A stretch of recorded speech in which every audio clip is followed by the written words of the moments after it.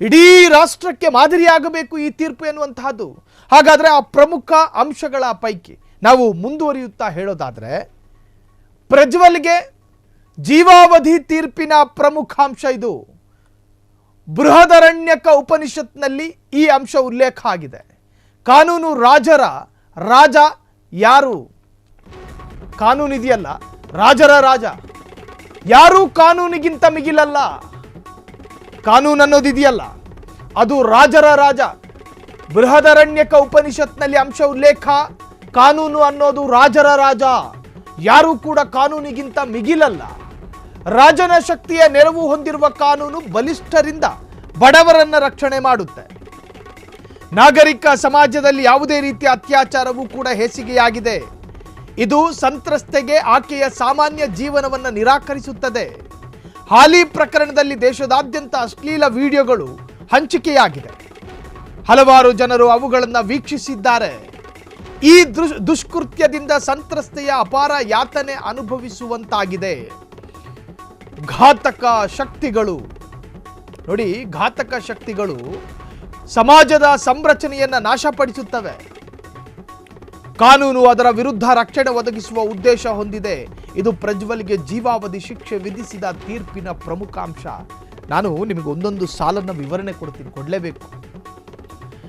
ಕಾನೂನು ಅನ್ನುವಂತಹದ್ದು ರಾಜರ ರಾಜ, ಯಾರೂ ಕೂಡ ಕಾನೂನಿಗಿಂತ ಮಿಗಿಲಲ್ಲ. ಇಲ್ಲಿ ಯಾರೂ ಮುಖ್ಯರಲ್ಲ, ಯಾರೂ ಅಮುಖ್ಯರಲ್ಲ. ನಾನು ಮಾಜಿ ಸಂಸದ ಅನ್ನೋ ಕಾರಣಕ್ಕೋಸ್ಕರ ಕಾನೂನಿನಲ್ಲಿ ಪ್ರತ್ಯೇಕವಾದಂಥ ಅನುಕೂಲ ನಿನಗೆ ಸಿಗುತ್ತೆ ಅನ್ನೋದಾದರೆ ಅದು ನ್ಯಾಯನೇ ಅಲ್ಲ, ಅದು ಕಾನೂನೇ ಅಲ್ಲ. ನಾನು ಮಾಜಿ ಸಂಸದ ಕಂಡ ಹೆಣ್ಣು ಮಕ್ಕಳನ್ನು ಕಚ್ಚಬಹುದು, ಕಂಡ ಹೆಣ್ಣು ಮಕ್ಕಳನ್ನ ಮನೆ ಕರೆಸಿ ಆಕೆಯ ಮೇಲೆ ಸಂಭೋಗ ಮಾಡಬಹುದು. ಕಾನೂನಲ್ಲಿ ಅದಕ್ಕೆ ಅವಕಾಶ ಇಲ್ಲ. ನೀನು ಬಲಿಷ್ಠನೋ, ನೀನು ರಾಜನೋ, ನೀನು ದೊರೆನೋ, ನೀನು ಪಾಳೆಗಾರನೋ, ನೀನು ಮತ್ತೊಂದೋ ಮಗದೊಂದೋ ಉಳ್ಳವನೋ ಶ್ರೀಮಂತನೋ, ಕಾನೂನಿಗಿಂತ ಮಿಗಿಲಲ್ಲ. ಕಾನೂನಿನ ವ್ಯಾಪ್ತಿಯಲ್ಲಿ ಸಂವಿಧಾನದ ಚೌಕಟ್ಟಿನಲ್ಲಿ ನೀನು ಮಾಡಬೇಕಾದದ್ದನ್ನು ಮಾತ್ರ ಮಾಡಬೇಕು. ಮಾಡಬಾರದ್ದನ್ನು ನೀನೇನಾದರೂ ಬಲಾಢ್ಯ ಅನ್ನೋ ಕಾರಣಕ್ಕೋಸ್ಕರ ಮಾಡುವುದೇ ಆದರೆ ಕಾನೂನಲ್ಲಿ ಅದಕ್ಕೆ ಅವಕಾಶ ಇಲ್ಲ.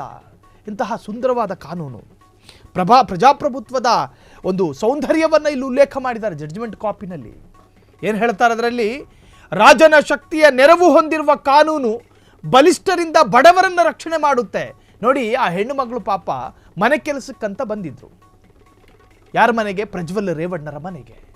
ಆಕೆ ಪಾಪ ಆಕೆಯ ಅವಶ್ಯಕತೆಯನ್ನು ತನ್ನ ತ್ರಿಷೆಗೆ ಬಳಸಿಕೊಂಡಿದ್ದಲ್ವಾ ಪ್ರಜ್ವಲ್ ರೇವಣ್ಣ. ಆಕೆಗೆ ಪಾಪ ಕೆಲಸ ಅನ್ನೋದು ಅನಿವಾರ್ಯವಾಗಿತ್ತು. ಆಕೆಯ ಅವಶ್ಯಕತೆಯನ್ನು ತನ್ನ ತ್ರಿಷೆಗೆ ಬಳಸಿಕೊಂಡ ಪ್ರಜ್ವಲ್ ರೇವಣ್ಣ. ಅದಕ್ಕೆ ಈ ಸಾಲಿರುವಂತಹದ್ದು ಏನು? ರಾಜನ ಶಕ್ತಿಯ ನೆರವು ಹೊಂದಿರುವ ಕಾನೂನು ಬಲಿಷ್ಠರಿಂದ ಬಡವರನ್ನ ರಕ್ಷಣೆ ಮಾಡುತ್ತೆ.